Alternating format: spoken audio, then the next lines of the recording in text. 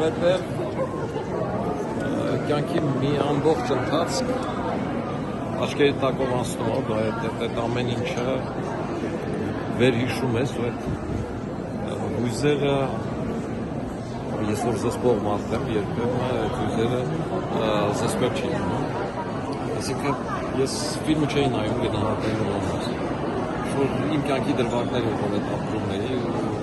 շատ շնորհակալ եմ Նոնիկից, որ ես երազանք իրականություն դարձրեց, անկախ նրան թե ֆիլմին ինչ գնահատական։ Սպասարկության մարմնավորում Խորել Լևոնյանը ասպարակել։ Շատ լավ, ինքը թե արտաքինով շատ նման է, շատ դեպքերում ձայնի մանավանդ թե մահապատների կոչի ժամանակ վերջին ելևէջները, թե անկախության մասով, երբ որ հրապարակում, այնքան մոտեցրեց ձայնը, որ Վազգենի ձայնին նմանվեց, այնպես որ Պարոն Սարգսյան, քաղաքական ենթատեքստ տեսակ այդտեղ հոկտեմբերի 27-ի մասով, Մեղրիի մասով ինչ որ ակնարկներ կային։ Ո՞նց արցակ, այսինքն կար այն ամենը, ինչ Վազգենն ինքն ասել է,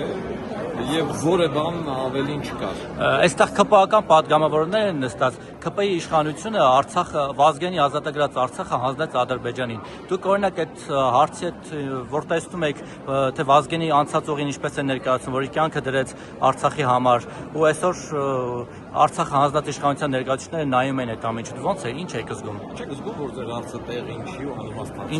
Ինչով տեղի ինչի։ Վազգենը չի ազատագրել Արցախը։ Որովհետեւ ֆիլմ ենք նայել ու քննարկել։ Դուք այսօր եռաբլուրում էլ ինչ-որ տարօրինակ հայտարարություն արեցիք Վազգենի հետ կապված, որ շատ քննարկվեց։